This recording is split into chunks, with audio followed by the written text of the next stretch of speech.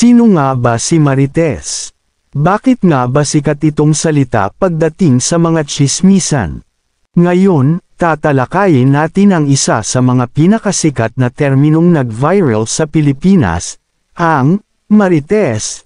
Ano nga ba ang ibig sabihin nito at saan nga ba ito nagmula? Ating alamin at talakayin, dito lamang sa Pinoy Wisdom.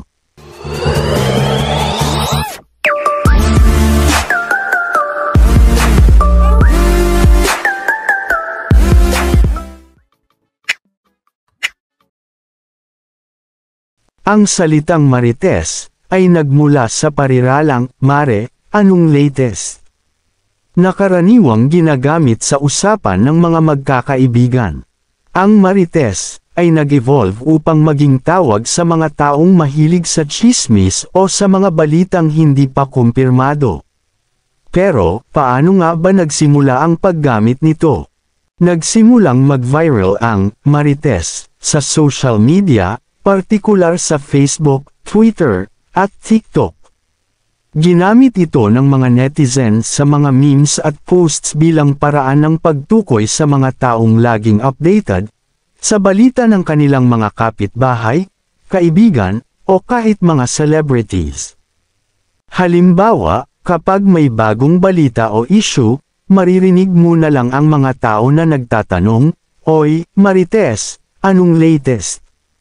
Sa biro lamang. Dahil sa pagiging relatable ng term na ito, mabilis itong kumalat at naging bahagi ng culture. Ang pagiging Marites ay hindi lamang isang simpleng tsismisan. Ito ay naglalarawan ng malalim na bahagi ng ating kultura bilang mga Pilipino.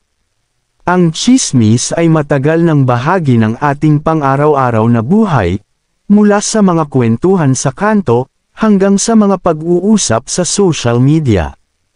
Pero, ano nga ba ang epekto ng Marites sa ating lipunan? Una, ito ay nagbibigay ng aliw at saya sa mga usapan. Sa pamamagitan ng biro at memes, naipapakita natin ang ating sense of humor. Pangalawa, ito rin ay nagpapakita ng ating pagiging mapanlikha sa paggamit ng wika. Sa modernong panahon, ang Marites ay ginagamit na rin ng mga influencers at celebrities sa kanilang mga vlogs at social media content. Ito ay nagiging simbolo ng pagiging in the know o updated sa mga nangyayari. Sa kabila nito, dapat din nating tandaan na mahalaga ang pagiging responsable sa pagbabahagi ng impormasyon. Hindi lahat ng tsismis ay totoo, at dapat natin itong i-verify bago ipasa sa iba.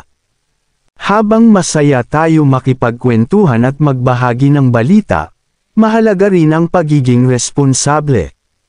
Dapat nating tandaan ang epekto ng mga tsismis sa buhay ng iba. Ang maling impormasyon ay maaaring magdulot ng pagkasira ng reputasyon at mga relasyon. Kaya't bago tayo maging Marites, siguraduhin muna natin na tama at totoo ang ating mga sinasabi. At diyan na nagtatapos ang ating kwento tungkol kay Marites.